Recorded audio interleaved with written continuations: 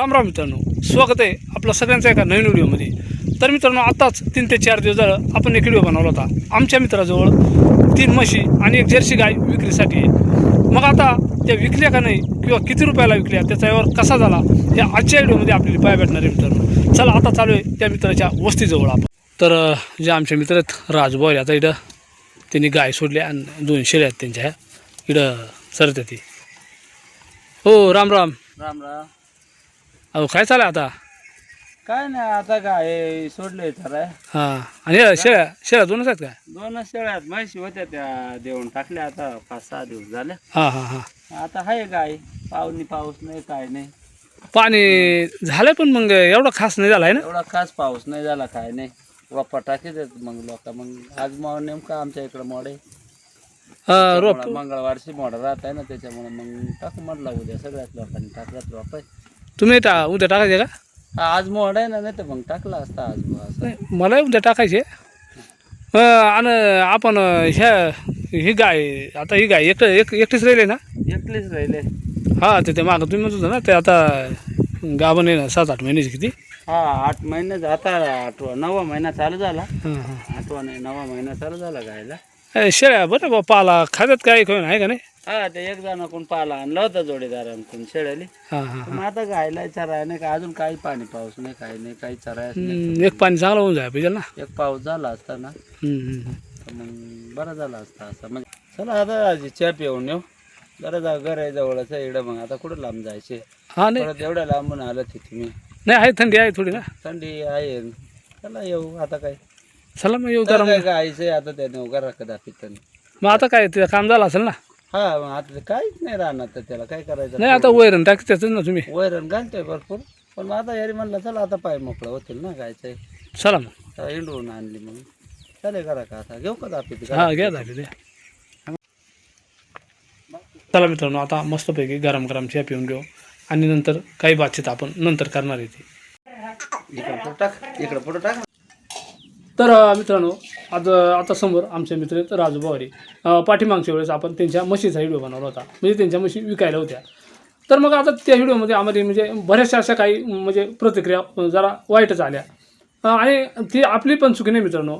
कारण कसं आहे, आता त्यांनी पण किंमत म्हणजे वाढावं सांगितली होती, पण ती का सांगितली होती, कशी सांगितली होती, प्रत्यक्ष आज आपण त्यांच्या तोंडून ऐकणारच आहे ती. तर सोयरे, आता आपण प्रत्यक्ष समोर आहेत. तर तुम्ही ह्या 3 म्हशी आपण म्हणजे दाखवल्या होत्या. तर ह्या 3 म्हशी आपल्या विकल्या गेल्या.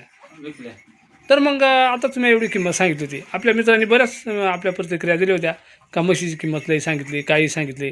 आता पण मग तुम्हाला याबद्दल काय म्हणायचे बा?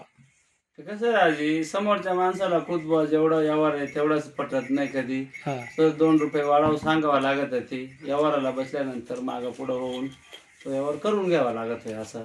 हां, म्हणजे आता काही लोकांना डायरेक्ट किंमत जर सांगितली तर ते तरी पण म्हणणार नाही, ते एवढं सांगितलं तेवढं सांगितलं. त्याच्यापेक्षा 5-10 हजार रुपये वाढव सांगितल्यानंतर आहे ना, तर व्यवहार आपल्याला कुठपर्यंत द्यायच्या त्याच्यापर्यंत थांबतो व्यवहार येऊन. हां, बरोबर आहे ना. आणि म्हणून तुम्ही थोडीशी 2 पैसे वाढव सांगितले होते. तर असा राहता मित्रांनो. तर मग सोयरे, मला एक सांगा का आपण ज्यावेळेस व्हिडिओ टाकला होता, तर मग व्हिडिओ टाकल्यानंतर किती दिवसांना तुम्हाला ह्या गिऱ्हाईक आला आणि कसा आला, कुठला आला, हे आपल्या मित्रांसाठी सांगा. व्हिडिओ टाकल्यानंतर पहिलाच फोन आला होता. आपल्या लहानीची म्हैस होती ना आपल्याकडे घरची, तिला गिऱ्हाईक आला होता. म्हणजे कुठून फोन केला? ते कुठून फोन केला ते नाही माहिती, पण 10-12 फोन झाल्यानंतर एक आमच्याच भागचा एक गिऱ्हाईक आला, बरवीर म्हणून. हां, बरविरीचा घरगुती माणूस होता गाव. मग त्यांनी ती व्यवहार झाला आणि ती म्हैस संध्याकाळी 8-8:30 वाजता ती लगेच व्यवहार झाला. आणि त्याच दिवशी व्हिडिओ टाकल्यानंतर संध्याकाळीच पण. हां, म्हणजे संध्याकाळची दुसऱ्या दिवशीच लगेच दुसऱ्या दिवशी संध्याकाळी 8-8:30-9च्या दरम्यान त्या लहान म्हशीचा व्यवहार झाला.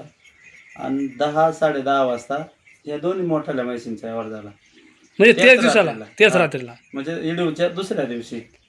म्हणजे असं तुम्हाला वाटतंय का आपण व्हिडिओ टाकल्याचा फायदा झाला बाबा? व्हिडिओ टाकल्याचा फायदा झाला, पण ज्या वेळेस म्हशी दिल्या ना त्यावेळेस तरी 200 ते 250 लोकांनी मला फोन केला का पाहुणं तुमच्याकडे म्हशी आहेत का, दिल्यात बा. हां हां. असं. तर मग आपल्याकडे एक गाय राहिली द्यायची, तर गायला पण भरपूर गिऱ्हाईक आला, पण ते आपल्यापर्यंत आले नाही. हा जर्सी गाय आहे बुवा. जर्सी गाय असल्यामुळं काही लोकांना घ्यायला पटते काही नाही. म्हणजे अजून फोन येतात का?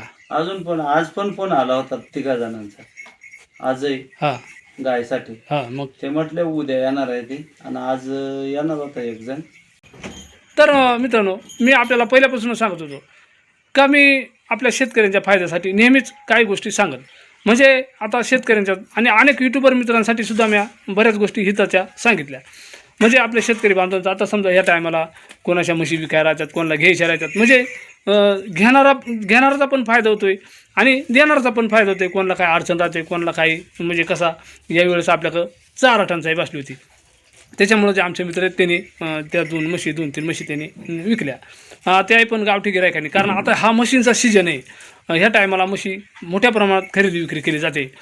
कारण आता दूध दुभता जनावर हा प्रत्येकाच्या दारात हवा असतो आहे. कारण कसं माहिती आहे का मित्रांनो, उन्हाळ्यामध्ये म्हशीला म्हणजे आता घेऊन उपयोग होत नाही, त्याला चारा नाही राहत. आणि आता पुन्हा पावसाळ्यात कुठंतरी कामाला जाता येत नाही आपल्याला, म्हणून लोक म्हशी घेतात आणि दुधाचं चलन म्हणून आपल्यासाठी चालू करतात.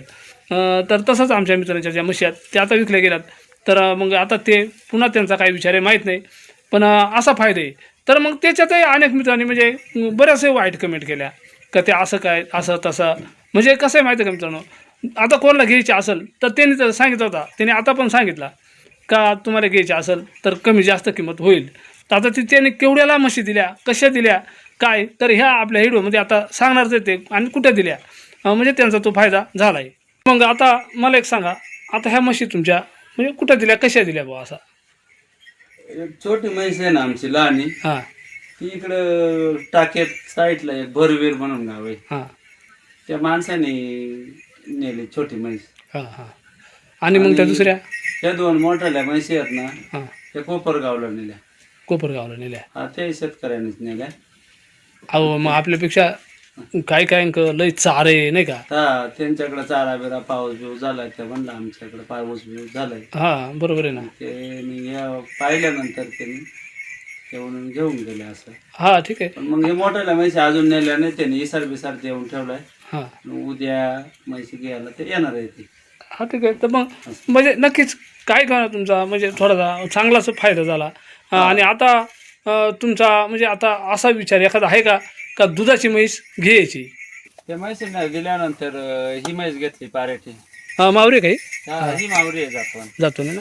हा आणि मग ही घेतली का? ही एक घेतली. म्हणजे गाभा नाही का? नाही पारेठी आहे. तिला एक पारडू आहे ना बच्चे आहे खाली. त्या समोर दिसतं त्या पारडू ना? हा तिकडे समोर आहे.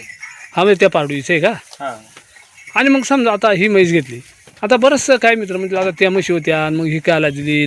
मग काही मित्र काही शंका खातात माहिती आहे का हे व्यापारी आहेत का काय. पण तसंच आपण काही व्यापारी नाही आहे. ते व्यापारी नाही आपण, पण मग आपला स्वतःचा कॅटरेजचा धंदा असल्यामुळं दुधाचं जनावर आहे ना, दिवाळीपासून पुढं आपल्याला पाजायला जमत नाही ना. हां मग त्याच्यासाठी आम्ही पारेठी म्हैस घेतोय आणि जाणाऱ्या म्हैशी विकून टाकितोय असं. हां म्हणजे 1-1.5 महिना 2 महिना दूध दिला तरी आम्हाला चालत आहे असं. हां आता सीजन संपल्यानंतर बुवा असं. मग आता एवढ्या तर तुम्हाला ठेवायचंच नव्हतं का नाही? नाही एवढा नव्हता ठेवायचा, पण पारेठ्या म्हैशी आमच्याकडे 1-2 राहतात ते नेहमी बुवा असं. 2 ते 3 म्हैशी आमच्याकडे राहतात. जनायला आम्ही म्हैशी विकून टाकितोय. आता ही काय तुम्ही घेतले म्हणजे ही काय विकणार नाही?